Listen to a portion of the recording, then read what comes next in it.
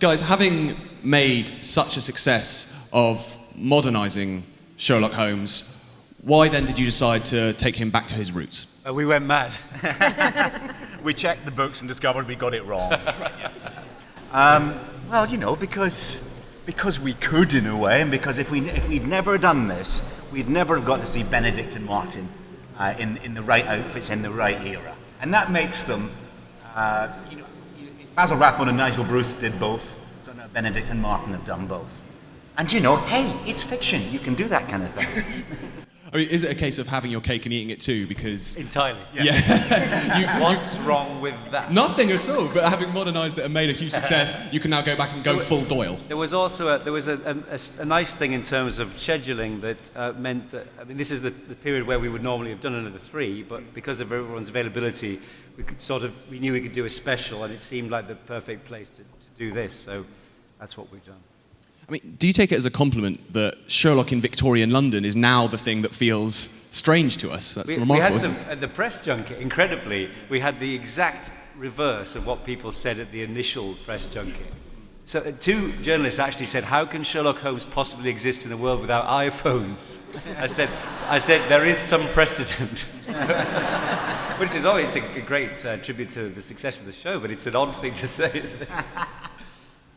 Now, we have been, waiting for this episode for a little while now, and we know it's going to air round about Christmas time-ish, towards the end of the year, possibly start of next year. We might have some news, though, on when the episode is actually going to air. Sue, do you want to reveal that? I'm doing this bit. Oh, Steven. We've got a bit each. Steven, I'm sorry. Go ahead. I can exclusively reveal that the long wait for Sherlock will begin again in the late evening of January the 1st.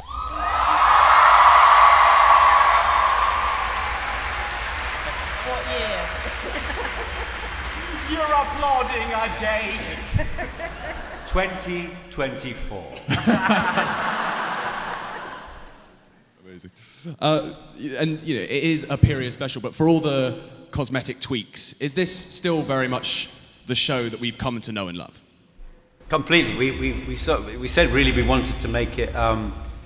This is the show we would have made if we'd made it. Period. That's really it. It's exactly the same style and humour and everything intact, isn't it? Mm. I mean, you said cake and eat it. That is actually when Mark and I are working together. That's what we always say about scripts: is have your cake and eat it. Because who the hell wouldn't do that if you could do that with the cake? So this is our version of that. Oh, on the date, can I just say also, if anyone's tweeting, in America, it will go out on the same day in America. Amazing. Some very excited American fans, presumably, in the audience. So I was meant to say that too, but I forgot America. It can happen. Well, that is very exciting that we found out when it's going to air, January 1st, in the US and the UK. But that's not all the news. We've been calling this the untitled Sherlock period Victorian special for the longest time. An unwieldy title. It's slightly unwieldy. It would struggle to fit that in the listings mags. Do we have a title? Yes. We do. Who would like to know what the episode's called? Only if you cheer loud enough. Only if you cheer loud enough. Come on. The special is called The Abominable Bride. The Abominable Bride. January 1st, 2016 on BBC One. My only issue with that title is I can't say abominable. So it's really hard. Can you not say it? I can't say it. I can't stop the word. It keeps going forever. Who would like to hear Sue saying the title of the Sherlock special? Yeah. Hands up. Do you want to say it first? So it's The Abominable Bride. That's good. I can't. This feels mean. This feels like bullying. Let's move on. I shouldn't bully Sue. No. I'll work up to it. Amanda, for you, what did you think when these guys told you that you would be heading back to the 19th century? I was excited, but I realised I had to put a corset on again, so it kind of was mixed feelings. But I loved the idea of them going back to the Victorian times. I think it's such a brilliant story. It's a proper Gothic horror. It's great, yeah. And when you're transporting Mary back in time, do you still play her in a very similar way? Is the core of the character still the same, or do you approach it as a completely different thing? Well, she's slightly more reserved because of the period, but I think inside she's still the same sort of quite strong female character. And well, one of the great things about the Sherlock that you guys make is the incredibly strong female characters like Mary and Molly and Mrs. Hudson. How is that maintained when you're taking the leap back into Victorian times? Well, that was a problem. That was the problem. We'd had a situation where, Mark and I have sort of forgotten that Mrs. Hudson doesn't really speak in the stories, and that Molly doesn't exist in the stories. So we had to take that one head on. What do we do with the fact that Sherlock wouldn't be Sherlock if these characters weren't vital and at the heart of it? So you'll see what we've done, but we do address it very, very squarely. That becomes quite central to what the story is about. Amanda, what can you tell us about Mary's role in the special? Nothing. Silence. No, actually, I don't think I can tell you anything. Absolutely nothing. No, they'll kill me. I do wonder, because you filmed this special towards the beginning of the year. As an actor, how difficult is it to have all these secrets and to be keeping them? I'm hopeless at keeping secrets. I'm useless. So it's really, people say, what's going on? I'm just about to tell them, and they go, hey, don't do it. So it's, I have to really bite my tongue. And there's a few people that maybe know a little bit, but no, they don't. They don't. It's tricky. It's tricky because you want to talk about it because it's exciting and you've spent 6 weeks doing it and it's such a brilliant show that you want to tell everybody. And of course, you're not allowed. On the plus side, you can talk to Martin about it. Oh, so at the end of the day, you can. Yeah. We dissect it a lot. Yeah. You spoke to Martin about it. Yeah. Yeah. What? So we've got the air date, we have the title, The Abominable Bride. Well done. Thank you. But we also have one more bit of news, I believe, which is that... I'm pregnant. No. Don't mess with them. Don't mess with them. We have some news related to where people can see this episode, of course, on BBC One, but also elsewhere. And also it'll be on the same day in cinemas, in Picture House and some Odeons. And tickets are going on sale from the 2nd of November. You can look on Twitter and things like that and get the tickets there. And in some other countries. Who's going to be spending their New Year's Day watching Sherlock on the big screen?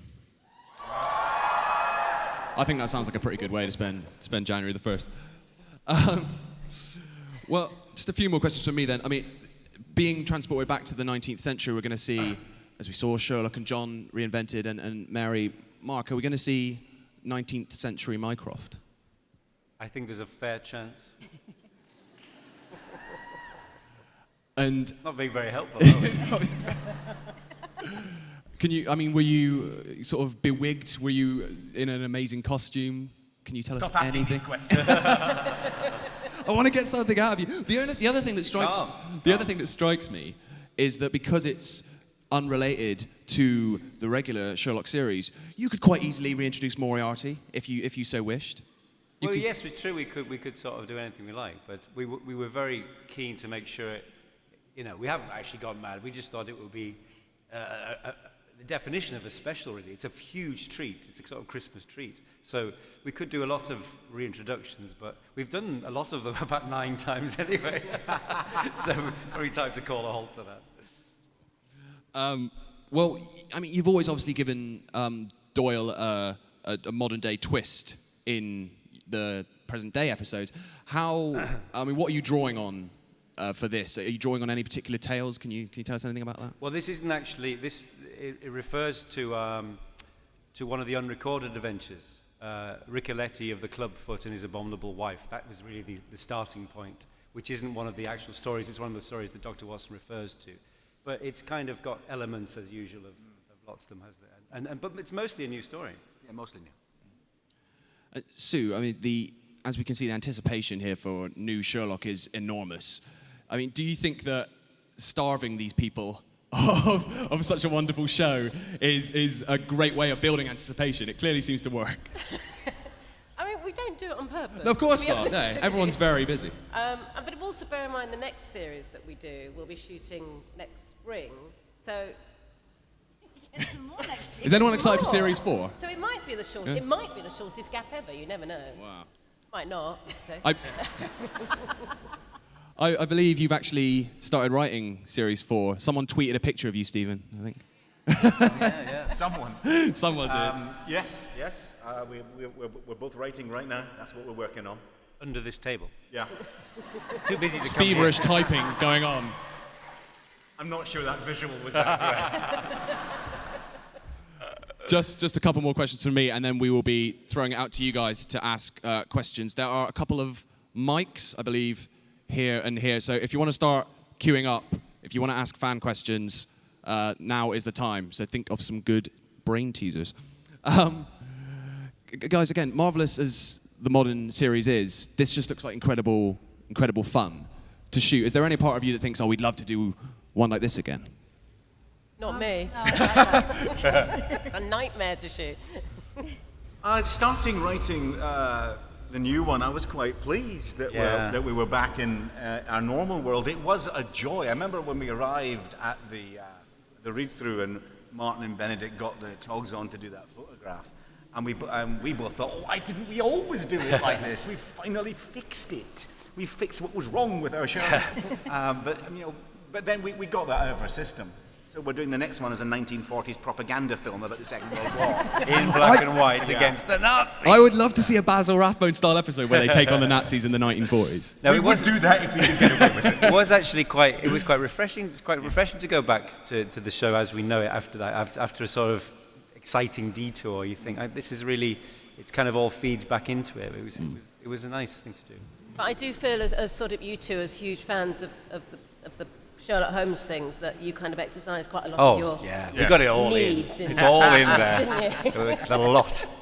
All the Strand magazine poured into one 90-minute episode. Amanda, that was a very definite no from you. Why not? Corsets, that's all. Just the corset. Corsets are just, they're a bane of my life. Yeah. So I'm just joking. I'd love to do it.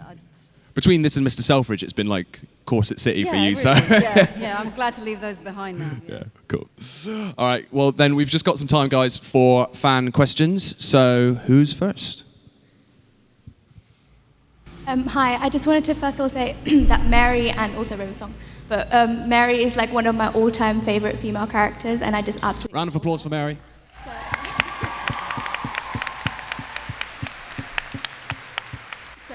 Thank you, Amanda, for like bringing her to life, and she's amazing. And also thank you, Stephen, because she means so much to me. I was wondering how you thought Mary would interact with Molly. Like, you know how I'd love that. I'd love Molly and Mary to have a little interaction. Yeah, how Sherlock and Mary bitch, but discuss John's weight. But do you think Mary and Molly just go behind the boys' back and just talk crap? Yeah. They have a good old gossip. Yeah, I think I'd love Mary and Molly to have some stuff together. Not like that. Maybe like that. Yeah.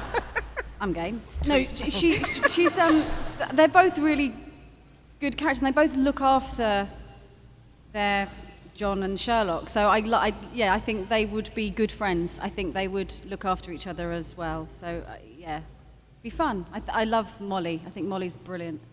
She's an amazing character. Thank you for liking Mary. Thank you, I love her. She's so crazy.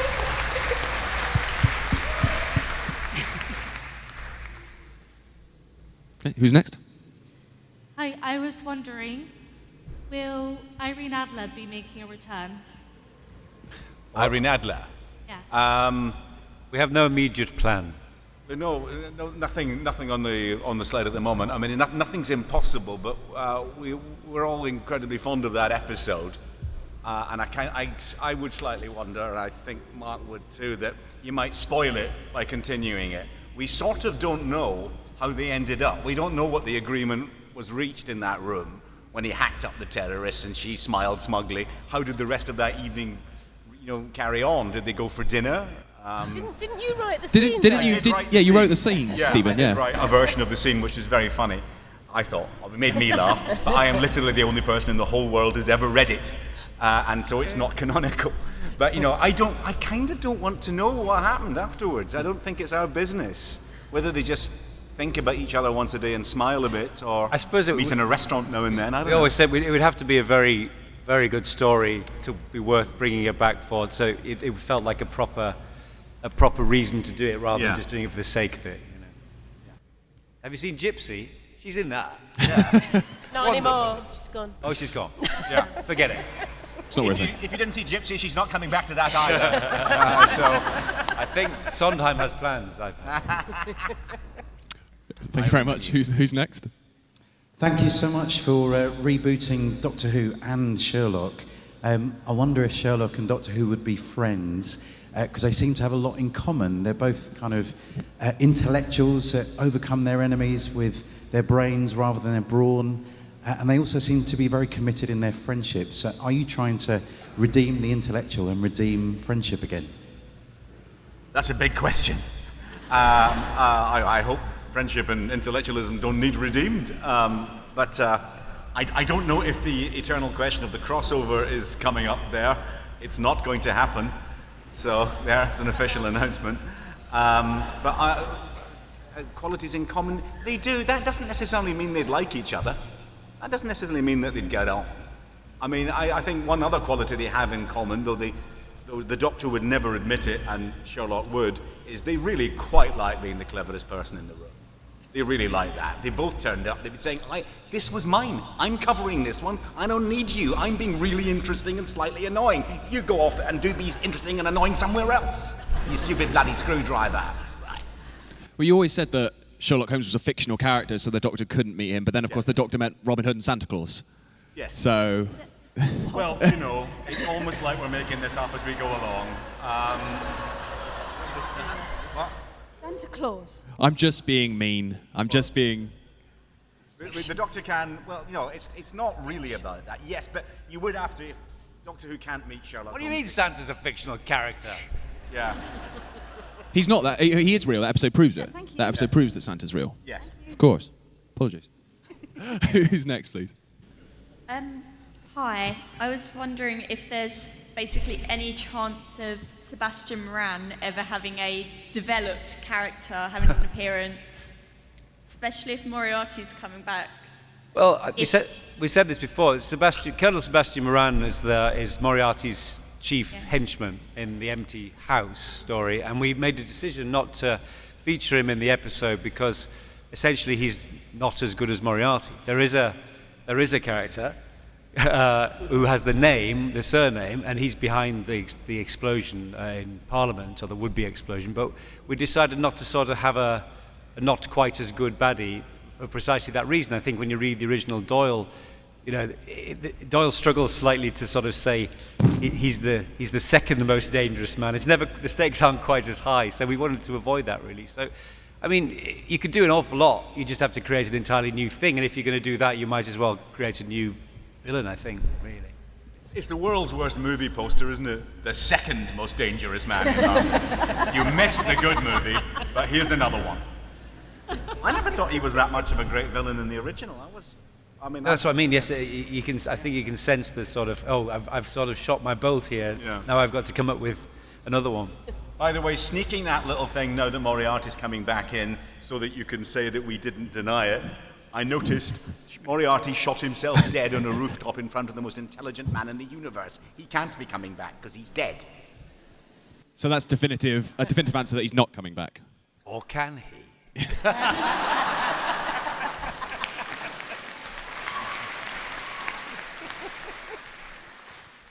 I've seen Spectre. It's amazing. And there he is. You see, he pops up everywhere. Who's next? I have actually two questions. Well, that's cheeky, but go on. One of them's for Amanda. I just wanted to ask, how did it feel shooting Benedict Cumberbatch and marrying Martin Freeman? Which did you prefer? Well, I sort of, it was great fun shooting Benedict. It really was, because it was a good day. We spent a whole day doing it. There was a very technical stunt where Ben had to fall very slowly back, and that was all done in actual time. But we had a good time doing that, and it felt a bit weird, because I've never shot someone before. But it was a great day. Marrying Martin was fun, you know. I've done it a few times. That was a great week as well, because we were all together in this beautiful hotel, and all the cast were there, and it just felt like a summer holiday, really. But what did I prefer? I think I probably preferred shooting Ben, maybe, just slightly more. Only because I've married Martin about 5 or 6 times, and by the 5th time it gets a little bit tedious. Not that he's tedious, he's a lovely man. Bye! Good answer. Who is next? And also, my other question was... It's you. Hello. Would you ever consider making more than 3 episodes a season? Well, it's kind of genuinely impossible. We fell into this sort of schedule by accident, by virtue of the BBC asking us to make 90-minute episodes. And now everybody is so famous, it's kind of become very helpful. I mean, we've often said this, but if we'd done our original format of 6-hour-long episodes, we wouldn't be making the show anymore. It would be impossible, because Benedict and Martin really wouldn't be able to free up that much time up. So it's kind of worked for us. It's annoying because of the gaps, but we literally couldn't do it, could we? It's taken a very long time to get everything, all the diaries to work for the next 3. So I just don't think it's possible, I'm afraid. And it's 3 movies, essentially, isn't it? It's 3 90-minute episodes, which in itself is quite an accomplishment. Correct. We've made 10 in the time that Guy Ritchie's made 2. Stop getting on our case, all right?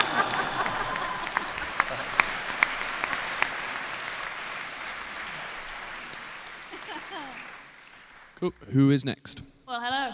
I think Mycroft is a very interesting character, and I wanted to know if we will know more about him in the next coming seasons.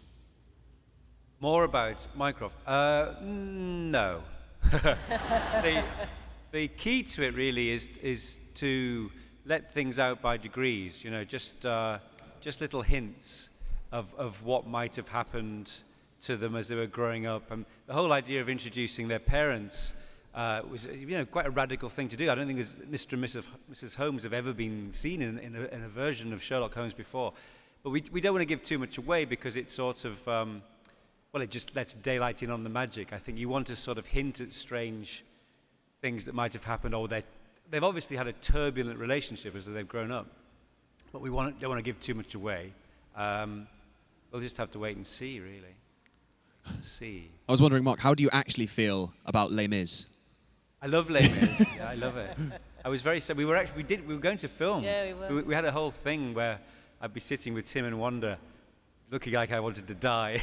And I think we eventually worked out we could afford to have a French flag waved in front of us, and then we couldn't do that, so it became a phone call. But no, I love Les Mis. It's a wonderful show.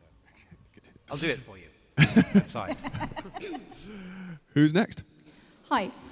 First of all, I want to say thank you for making Sherlock such a beautiful show with the set design and the photography. It's absolutely stunning, and one of my favorite things is just looking through the show and trying to find all these little details you added in the wallpaper and like in the trailer with the door frame with the Hound of the Baskervilles. It's like amazing, and so please keep doing that. It's like the world's best Easter egg hunt. It's really fun to try and find out those little references you put in. And the question I had was for Amanda, because one of the things I always tell myself about Mary is that how hard must it have been for her to pretend to be a normal nurse while all the time she had these like amazing assassin abilities. Like, how do you think she felt as she saw the boys go off on their adventures and she had to like pretend to not know how to do all this stuff?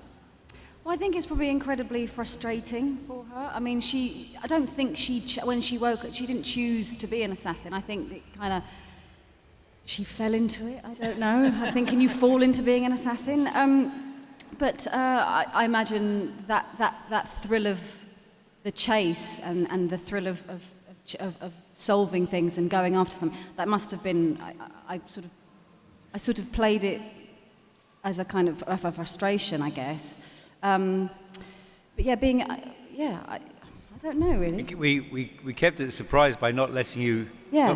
by shooting the script in order. Yes. So you didn't actually know So where I it didn't was know. going. I didn't know that she was an assassin until I got the 3rd episode. So I imagine, I probably would have played it a lot differently had I known that from the first 2. But I guess she's. You can't. I suppose you can't. She can't get too far away from her behaviour of how she was before she met John. That's still in her. But her love for him is greater. I do think she absolutely loves John, and I think she would do anything for him. But people make mistakes, and not everyone is black and white. I think. I would like to see Mary exploit some of her assassin skills, though possibly in the 4th series. That'd be good. Bit of ninja work. Your martial arts. Yeah, a bit of martial arts. Who's next? Hi, my question's for Amanda. What's it like working so closely with Martin, seeing as you're together? Oh, it's lovely. He's one of my favourite actors. In fact, 2 of my favourite actors are in Sherlock, Andrew Scott and Martin. They're both my... Nothing. Literally on the same table. Nothing for me. If you let me finish, my very favourite actor is Mark Gatiss. Too late. Too late. All too late. I said 2 of my favourite actors. My very favourite actor is Mark. But no, working with Martin is one of the best things because he comes so prepared. He's such a professional actor. He's bang on it. He knows his lines. He's just an amazing person to work with. He plays with it. He throws stuff around. Every take is different, and having him on set and working with him you're working with a professional, and his attention to detail is incredible as well. And so what would be lovely, we'd do the scenes together, and then we'd come home in the evening and we'd dissect them and talk about them and just have a nice time. So it's always a pleasure and an honour to work with him. I think he's one of our best. God, I sound so sycophantic. Round of applause for Mark Freeman. And so is Mark Gatiss, one of our best. Cheers. And I save on the hotel room, so... Yeah, because we share a hotel room. I know there's a lot of you... That one, Mark, and so is Mark Gatiss. Oh, yeah. I know there's a lot of you, but we are running out of time, I'm afraid, so we've probably got time for just 1 or 2 more questions. So go ahead.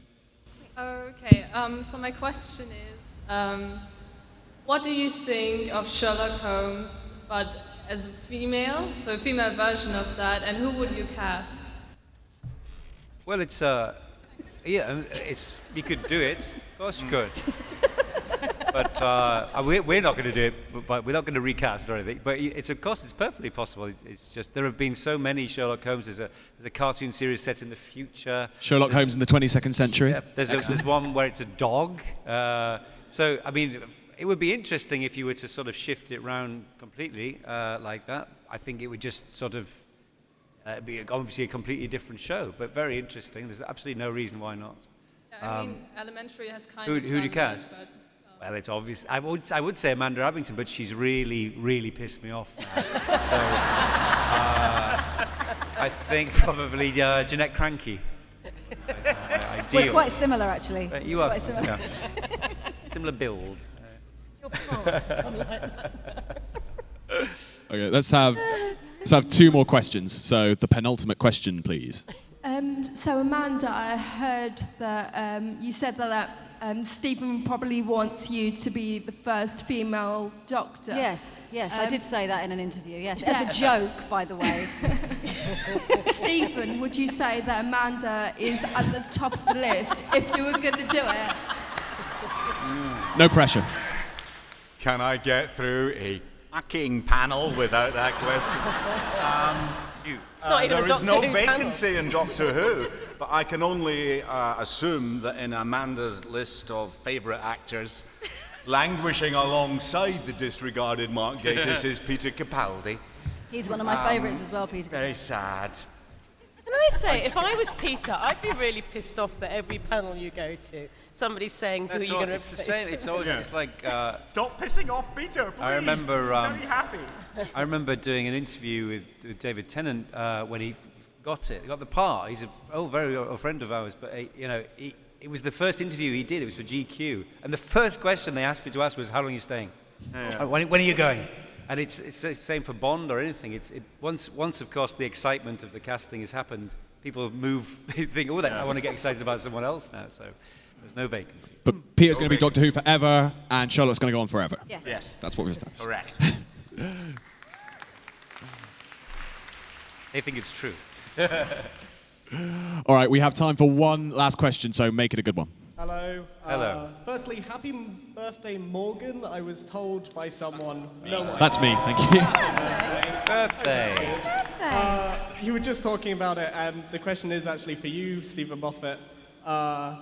You've been running Doctor Who for quite a while now. Are you ever thinking in the new future to leave Doctor Who and focus solely on Sherlock?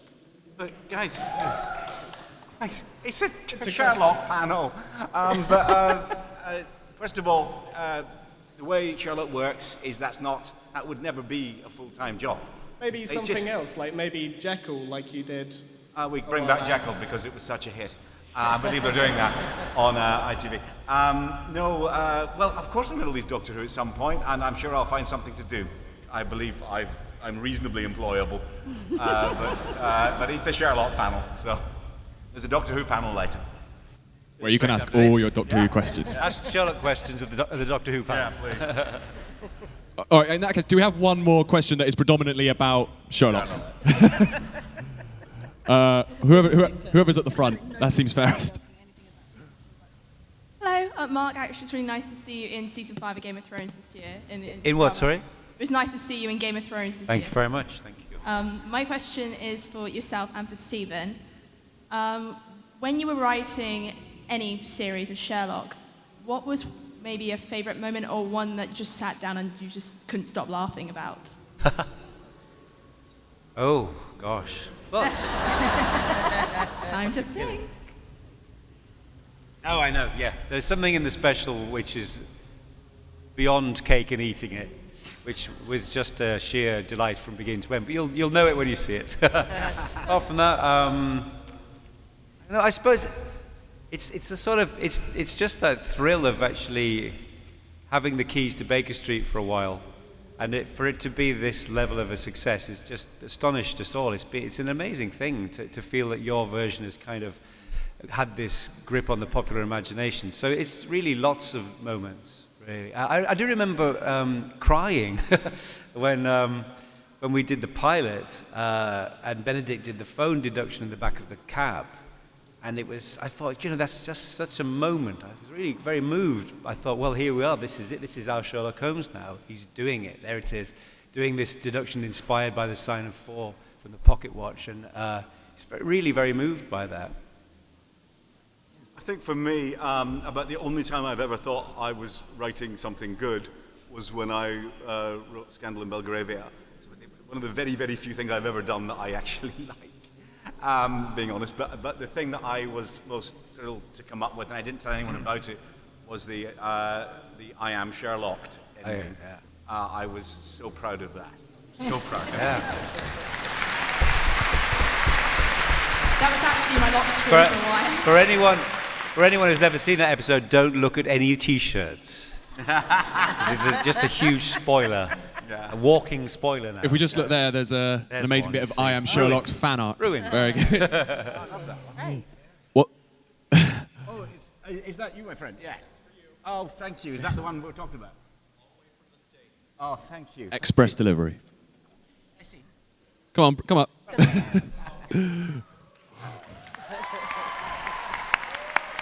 Thank you.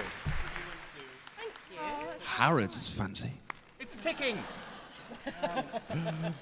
Well, unfortunately, that is all our time, but thank you guys very much, and please join me in thanking our amazing panel, Amanda Abbington, Sue Vertue, Steven Moffat, Mark Gatiss,